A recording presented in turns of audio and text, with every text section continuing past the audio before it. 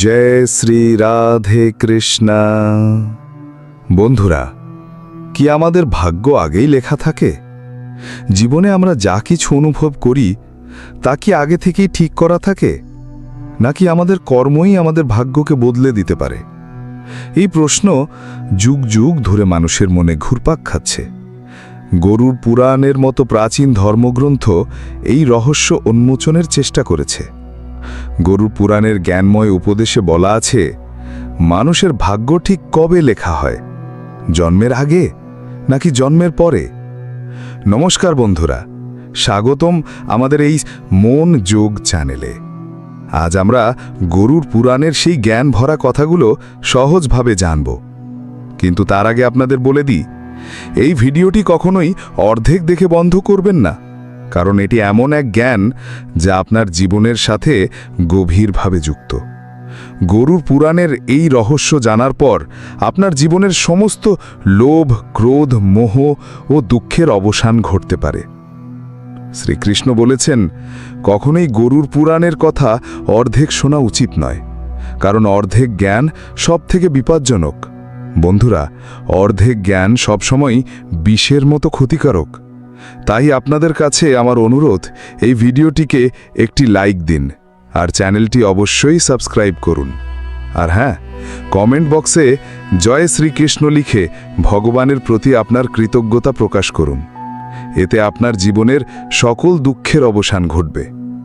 এবার আসুন জেনে নেওয়া যাক, গরুর পুরাণে শ্রীকৃষ্ণ কি বলেছেন। তিনি জানান, মানুষের জীবনে যা কিছু ঘটে তা জন্মের আগেই নির্ধারিত থাকে, সেটি কেউ এড়াতে পারে না। গরুর পুরাণ আমাদের শেখায়, জন্ম মৃত্যুর রহস্য থেকে শুরু করে বর্তমান জীবন কেমন করে চলতে হবে সবই। আজ আমরা একটি কাহিনীর মাধ্যমে জানব, আমাদের ভাগ্য জন্মের আগে লেখা হয় নাকি জন্মের পরে। এই কাহিনী গরুর পুরাণে বর্ণিত, যা শ্রীকৃষ্ণ নিজে দেবর্ষি নারদকে বলেছিলেন। এক সময়ের কথা, দ্বারকা নগরীতে শ্রীকৃষ্ণ তার ঐশ্বর্যময় আসনে বসে আছেন। ঠিক তখনই দেবর্ষি নারদ নারায়ণ নারায়ণ জপ করতে করতে তার কাছে এলেন। তিনি প্রণাম জানিয়ে বললেন, হে প্রভু, আপনি ত্রিকালদর্শী। আমি শুনেছি যে কোনো জীব বা মানুষ জন্ম নেয় তার ভাগ্য আগে থেকেই লেখা থাকে। হে প্রভু, আমি জানতে চাই, মানুষের জীবনে যা কিছু ঘটে তা কি জন্মের আগেই নির্ধারিত হয়, নাকি তা আগের জন্মের কর্মফল ভোগের ফল? এবং আমরা কি আমাদের পরিশ্রম ও সৎকর্মের মাধ্যমে ভাগ্যকে বদলাতে পারি? দেবর্ষি নারদের এই প্রশ্ন শোনার পর শ্রীকৃষ্ণ শান্তভাবে তার দিকে তাকিয়ে শ্রীকৃষ্ণ মৃদু হেসে বললেন, হে নারদ, তোমার এই প্রশ্ন অত্যন্ত গুণসম্পন্ন ও গুরুত্বপূর্ণ। এটি মানুষের জন্ম, কর্ম ও মৃত্যুর সাথে গভীরভাবে জড়িত। হে নারদ, আমি তোমাকে একটি কাহিনী শোনাব, যা শুধু তোমার প্রশ্নের উত্তরই দেবে না, বরং প্রতিটি মানুষের জন্য হবে এক সতর্কবার্তা ও প্রেরণার উৎস। তুমি এই কাহিনী মনোযোগ দিয়ে শেষ পর্যন্ত শোনো। এটি গরুর পুরাণের কাহিনী, যে এই কাহিনীকে অর্ধেক শোনে তার ওপর বড় বিপদ নেমে আসে, কারণ অর্ধেক জ্ঞান সবসময় বিষের মতো। হে নারদ, এই কলিযুগময় পৃথিবীতে যে মানুষ এই কাহিনী মনোযোগ দিয়ে সম্পূর্ণ শুনবে ও বুঝবে, সে এই সংসারের সমস্ত পাপ, কর্ম, ক্রোধ ও মোহ থেকে মুক্তি লাভ করবে। নারদ বললেন, হে প্রভু, আমি সেই কাহিনী মনোযোগ দিয়ে শেষ পর্যন্ত শুনব, আপনি নিশ্চিন্তে তা শোনান। তখন শ্রীকৃষ্ণ নারদকে কাহিনী বলতে শুরু করলেন, হে নারদ, প্রাচীনকালে এক বিশাল ও সমৃদ্ধ রাজ্য ছিল, যার নাম ছিল মগধপুরী। সেই রাজ্যের শাসক ছিলেন রাজা বীরধর, ন্যায়পরায়ণ, প্রজাপ্রেমী এবং ধর্মনিষ্ঠ। তিনি সর্বদা প্রজাদের কল্যাণে কাজ করতেন এবং ধর্মও পালন করতেন। কিন্তু রাজা বীরধরের একটি গভীর ইচ্ছা ছিল। তিনি চান ভগবানের আশীর্বাদে একটি সন্তান লাভ করতে, যাতে রাজ্যের ভার কোনো যোগ্য উত্তরাধিকারীর হাতে তুলে দিতে পারেন। দেবর্ষি নারদের পরামর্শে রাজা বীরধর ও তার রানী বহু বছর ধরে কঠোর তপস্যা করলেন এই তপস্যার ফলে ভগবান শিব তাদের তপস্যায় সন্তুষ্ট হয়ে সন্তান লাভের বর দিলেন। এরপর একদিন ভগবান শিবের আশীর্বাদে রানীর গর্ভ ধারণ হল। রাজা ও রানী অতি আনন্দিত হলেন, কারণ তাদের আশা ছিল তাদের পুত্র একদিন মহান শাসক হবে এবং রাজ্যকে সুখ সমৃদ্ধির পথে নিয়ে যাবে। কিন্তু যখন রানী প্রসব করলেন, তখন দেখা গেল শিশুটি শারীরিকভাবে অক্ষম ও দুর্বল। তার হাড়গুলো ভঙ্গুর, দেহে বল নেই এবং সে জন্ম থেকেই শারীরিকভাবে অক্ষম। এই দৃশ্য দেখে রাজা বীরধরের হৃদয় ভেঙে গেল। তখন তিনি শ্রীকৃষ্ণের সঙ্গে দেখা করার সিদ্ধান্ত নিলেন এবং নিজের দুঃখ ভাগ করে নিতে তার কাছে পৌঁছালেন। রাজা বিনম্রভাবে বললেন, হে প্রভু, আমি এত তপস্যা করেছি, যজ্ঞ করেছি, তবু আমার সন্তান অক্ষম জন্ম নিল কেন? আমি তো ভগবান শিবের আশীর্বাদ পেয়েছিলাম, তবুও কেন এমন হলো? এ কি আমার ভাগ্যে আগে থেকেই লেখা ছিল? শ্রীকৃষ্ণ মৃদু হেসে বললেন, হে রাজা, তুমি ঠিক বলছ, তোমার সন্তান অক্ষম জন্মেছে, কিন্তু তুমি কি জানো কেন তার জন্ম এভাবে হলো? এটি তোমার পূর্ব জন্মের কর্মের ফল। তোমার অতীত জীবনের কর্মফলই তোমার বর্তমান ভাগ্যে প্রতিফলিত হয়েছে। কিন্তু এর মানে এই নয় যে তোমার ভাগ্য জন্মের আগেই স্থির ছিল। এই ঘটনা তোমার ও তোমার সন্তানের পূর্বজন্মের কর্মের সঙ্গে যুক্ত। জন্ম, মৃত্যু ও জীবনের উত্থান পতন পূর্ব নির্ধারিত হলেও আমরা যে কর্ম করি তা আমাদের ভাগ্যকে বদলাতে সক্ষম। শ্রীকৃষ্ণ বললেন, হে রাজা, যেদিন তোমার পুত্রের জন্ম হয়েছিল সেদিন তুমি এক বিশেষ সন্তানের বর পেয়েছিলে, কিন্তু সেই সন্তানের জন্য জীবনে কিছু চ্যালেঞ্জ আসা প্রয়োজন ছিল, যাতে সে ধৈর্য, সাহস ও পরাক্রমের গুণ বিকশিত করতে পারে। তবে মনে রেখো, ভবিষ্যৎ কেমন মাত্র বর্তমান সময়ের কর্মে নির্ভর করে না, এটি পূর্বজন্মের কর্মফলের সঙ্গেও জড়িত। হে রাজা, ভাগ্য ও কর্মের মধ্যে গভীর সম্পর্ক আছে। আমাদের কর্মই আমাদের ভাগ্যের নির্মাতা। এই কারণেই জীবনে আমাদের সবসময় ধর্ম ও সত্যের পথে চলা উচিত। হে রাজা, তোমার জীবনে যা কিছু ঘটছে তা পূর্বজন্মের কর্মের ফল। তোমার পুত্র অক্ষম জন্মেছে কারণ এটি তার আত্মার পূর্বজন্মের কর্মফল। যখন একটি আত্মা পুনর্জন্ম লাভ করে, তখন তাকে অবশ্যই কিছু না কিছু কষ্ট ভোগ করতেই হবে, যাতে সে পূর্বজন্মের ঋণ শোধ করতে পারে। তোমার পুত্রের জীবনের এই কষ্ট তার জন্য এক পরীক্ষা। যদি সে ধৈর্য ও সাহস নিয়ে এই পরীক্ষার মোকাবিলা করে, তাহলে সে তার ভাগ্য পরিবর্তন করতে পারবে। একদিন সে সেই কাজ করবে যার স্বপ্ন তুমি নিজের জীবনে দেখেছ।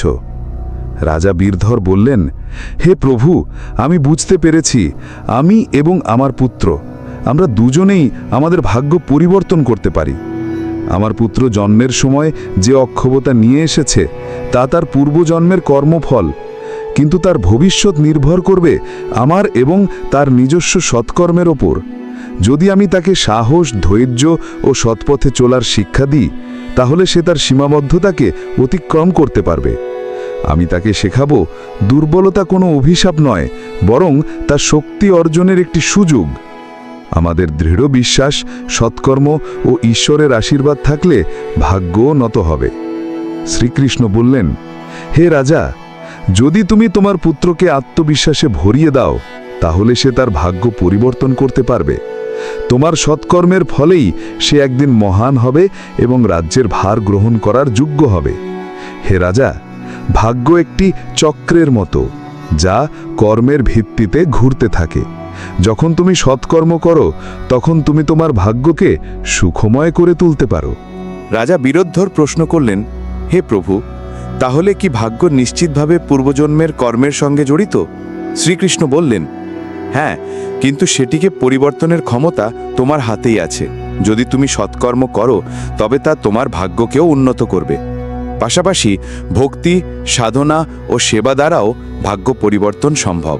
ভগবানের ভক্তি দ্বারা ঈশ্বরকে সন্তুষ্ট করে আমরা আমাদের ভাগ্য বদলাতে পারি। যদি তুমি তোমার পুত্রকে জীবনের সংগ্রামের মুখোমুখি হওয়ার সাহস ও আত্মবিশ্বাস শেখাও, তবে সে তার ভাগ্য পরিবর্তন করতে পারবে। রাজা বীরুদ্ধর শ্রীকৃষ্ণের উপদেশ সম্পূর্ণভাবে অন্তরে ধারণ করলেন এবং পুত্রকে শিক্ষা দেওয়ার সংকল্প নিলেন।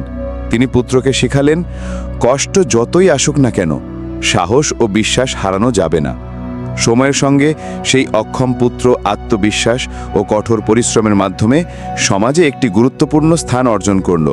তার সংগ্রামশীলতা ও সাহস রাজ্যের মানুষের মধ্যে তার সম্মান বাড়িয়ে দিল। শ্রীকৃষ্ণ দেবর্ষি নারদকে বললেন, হে নারদ, বুঝে নাও যে ভাগ্য একটি চলমান প্রক্রিয়া, যা কর্মের উপর নির্ভর করে বদলে থাকে। যারা জীবনে নিজেদের কর্মকে উন্নত করে এবং ভগবানের শরণ নেয়, তাদের ভাগ্যও পরিবর্তিত হয়। এটি শুধু কর্ম নয়, বরং জীবনের সংগ্রাম ও সেই কর্মের সম্মিলিত ফলাফল। বন্ধুরা, এই কাহিনী আমাদের শেখায়, জীবনে যা কিছু ঘটে তা আমাদের পূর্বজন্মের কর্মফল। ভাগ্য ও কর্মের কোনো স্থির রূপ নেই। আমাদের সৎকর্ম আমাদের ভাগ্য পরিবর্তন করতে পারে। গরুড় পুরাণ আমাদের শিক্ষা দেয়, যদি আমরা সৎকর্ম করি, সত্যের পথে চলি এবং ঈশ্বরের ধ্যানে মগ্ন থাকি, তবে আমরা জীবনের দিক পরিবর্তন করতে পারি। হে নারদ, এই জগৎ কর্মের আয়না। যে যেমন কর্ম করবে সে তেমনই ফল ভোগ করবে। মানুষকে মনে রাখতে হবে, মাতা পিতার সেবা, অন্যের সহায়তা এবং ঈশ্বরের ধ্যানই সর্বোচ্চ ধর্ম। যে মানুষ পূর্বজন্মে কারো প্রতি পাপ করেছে বা কষ্ট দিয়েছে, সে মৃত্যুর পর নরকে ভয়ঙ্কর যন্ত্রণার শিকার হয়। কিন্তু যদি জীবিত অবস্থায় সে অনুতপ্ত হয়, পাপ স্খলন করে, ভগবানের শরণ নেয় এবং সৎকর্মে নিজেকে নিয়োজিত করে, তবে সে সেই যন্ত্রণা থেকে মুক্তি পেতে পারে। এই জন্যই আমি বলি, হে নারদ, মানুষ যেন কখনো অহংকারে, অন্যায় ও পাপে পতিত না হয়। সত্য, সেবা এবং ভক্তি মানুষের প্রকৃত রক্ষা কবচ। শ্রীকৃষ্ণ বললেন, হে মানব, মনে রেখো, প্রতিটি পাপের শাস্তি এবং প্রতিটি পুণ্যের ফল নিশ্চিত। ভাগ্য জন্মের আগে লেখা হয়, কিন্তু সত্য, ধর্ম আর সেবার মাধ্যমে ঈশ্বরকে প্রসন্ন করে সেটি বদলানো যায়। জীবন এক ক্ষেতের মতো। তুমি যে বীজ বপন করবে সেই ফলই তুমি পাবে। ভালো কাজের বীজ বপন করলে সুখ পাবে, খারাপ কাজ করলে দুঃখ ভোগ করবে। তোমার বর্তমান জীবনের সংগ্রামই তোমার পরবর্তী জন্মের ভাগ্যের ভিত তৈরি করে। গরুড় পুরাণ, যা হিন্দু ধর্মের 18টি মহাপুরাণের একটি, স্পষ্টভাবে বলে যে জন্ম, মৃত্যু, পুনর্জন্ম, কর্ম এবং আত্মার পথ সবই কর্মের উপর নির্ভরশীল। হে মানব, তোমার কর্মের দিকে খেয়াল রাখো। স্বার্থ, পাপ এবং অহংকার ত্যাগ করো। ধর্ম, সত্য এবং সেবা গ্রহণ করো, কারণ এটাই জীবনের প্রকৃত পথ। গরুড় পুরাণে শ্রীকৃষ্ণের 3টি প্রধান উপদেশ রয়েছে, যা অনুসরণ করলে তুমি তোমার ভাগ্য বদলাতে পারবে। 1. সত্যের পালন। যে কোনো পরিস্থিতিতেই অসত্যের পথে যেও না। 2. ধর্ম ও সেবা।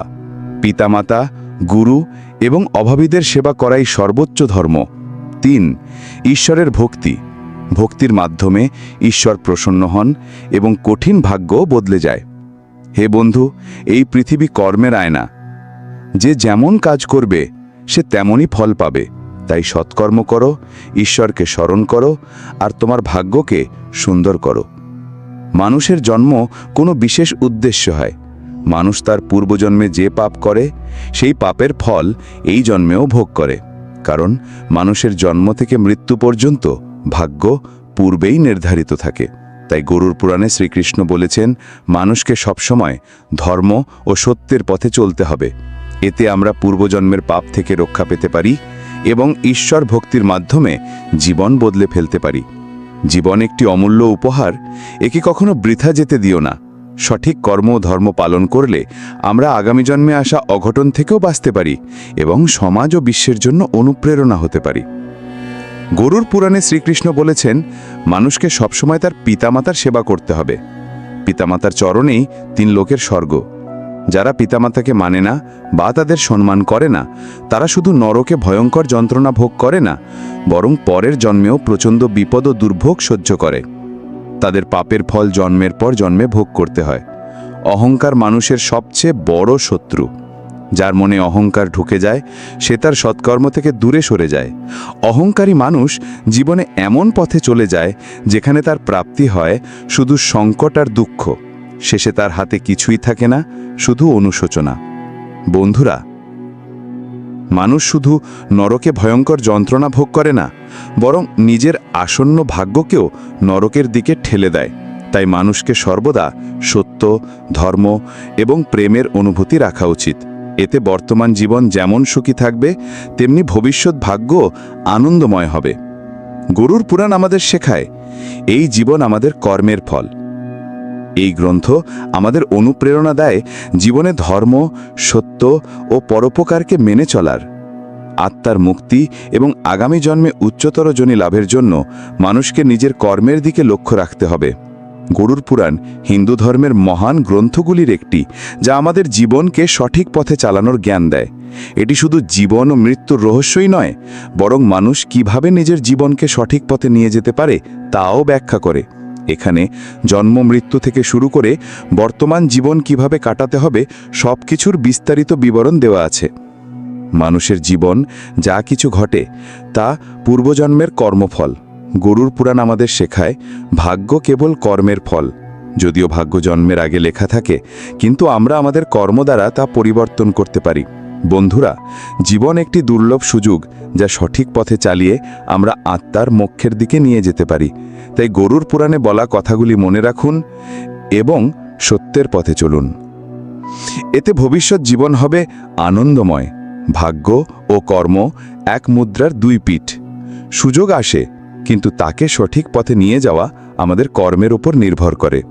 তাই নিজের কর্মকে সঠিক পথে চালাও, কারণ ভাগ্য সুযোগ দেয়, কিন্তু সফলতা নির্ভর করে তোমার পরিশ্রমের ওপর। যদি এই ভিডিওটি ভালো লেগে থাকে, তাহলে ভিডিওটিকে লাইক করো, কমেন্টে রাধে রাধে লেখো এবং বন্ধুদের সঙ্গে শেয়ার করো। এরকম আরও অনুপ্রেরণামূলক কাহিনীর জন্য আমাদের চ্যানেল মন যোগকে সাবস্ক্রাইব করো। ধন্যবাদ। জয় শ্রীকৃষ্ণ।